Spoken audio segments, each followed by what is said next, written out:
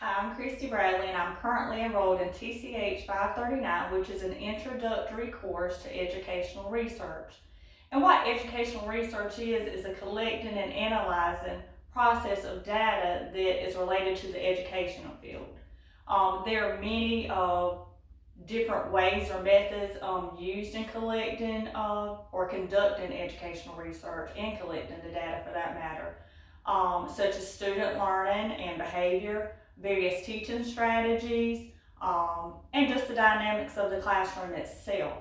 The purpose of educational research is to gain new knowledge about teaching and learning practices that will help improve learning and educational practices altogether. There are many types of educational research that requires a scientific method. First, you need to identify what your problem is. Maybe a specific focus area that you may notice in the classroom, behavior, areas that students are struggling with, or just something in the school setting on its own. Once you decide or focus in on a specific area and narrow your topic, then you need to determine what your research question is going to be.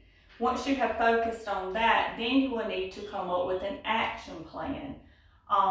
And you need to determine the steps needed to follow the action plan in order to help you solve your problem or answer your research question. Once this has been completed, you will need to organize your data once it has been collected and analyze it in order to interpret it or share the results with stakeholders.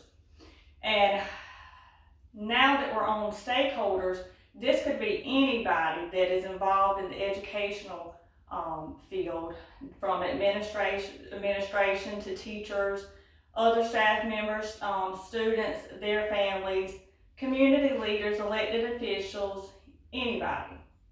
So back to this action plan, it is created solely to figure out the best way of meeting the educational goals or answering your research question.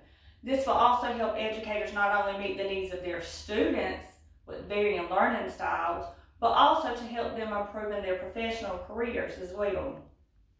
My action plan was based on if my students were provided educational guidance during assessments, would it help improve their grades? Would it help decrease unwanted behavior? My steps for this were to give a 26-question multiple choice assessment without any educational guidance, take that data, and then compare it after giving a second assessment, the same assessment with educational guidance.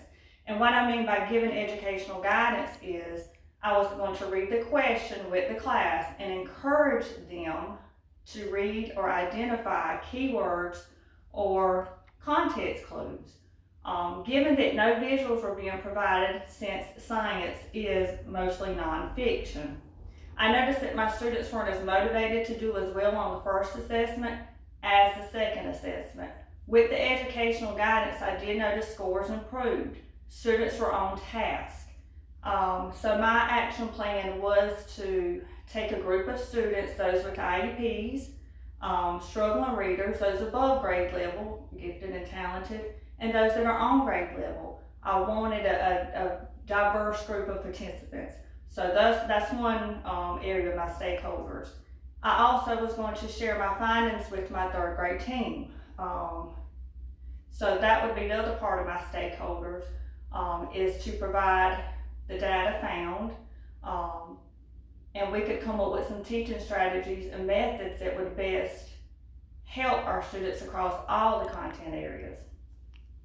Then I would propose these teaching strategies and methods with administration that may work across the school itself.